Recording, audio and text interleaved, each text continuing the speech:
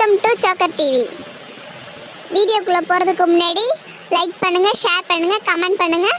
இன்ஸ்டாகிராம்ல நிறைய பேர் அவங்க குழந்தைங்களோட போட்டோவை வச்சு அப்படியே இந்த கடவுள் மாதிரி எடிட் பண்ணி நிறைய போட்டோஸ் வந்து போட்டாங்க. ஆனா இந்த வீடியோல நான் உங்களுக்காக மட்டும் என்னோட சேனலை பார்க்குற உங்களுக்காக மட்டும் ஃப்ரீயா அதை வந்து நான் சொல்லித்தர போறேன். இந்த போட்டோ எடிட் பண்றதுக்கு நமக்கு 4 விஷயம் தெரிஞ்சிருக்கணும்.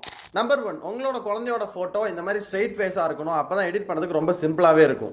நம்பர் 2, உங்களுக்கு எந்த கடவுள் பிடிக்குமோ அந்த கடவுளோட பேபி போட்டோ வந்து உங்கள்கிட்ட இருக்கணும். நம்பர் 3, இதுதான் முக்கியமான விஷயம், உங்க பேபியோட போட்டோவையும் நம்ம எடுத்திருக்க கடவுளோட போட்டோவையும் சேர்க்க போறோம். நம்பர் 4, எப்படி எடிட் பண்ணி முடிச்சதுக்கு அப்புறம் அந்த போட்டோ வந்து குவாலிட்டியா இருக்காது. ஸோ அதனால வந்து குவாலிட்டி இன்க்ரீஸ் பண்ணி சூப்பரா செட் பண்ணலாம். இப்போ உங்களுக்கு ஓரளவுக்கு எடிட் பண்றதுக்கு புரிஞ்சிருக்கும். எப்படி எடிட் பண்ணது தெரிஞ்சுக்கலாமா? என்னென்ன வெப்சைட்னு சொல்லணும்ல.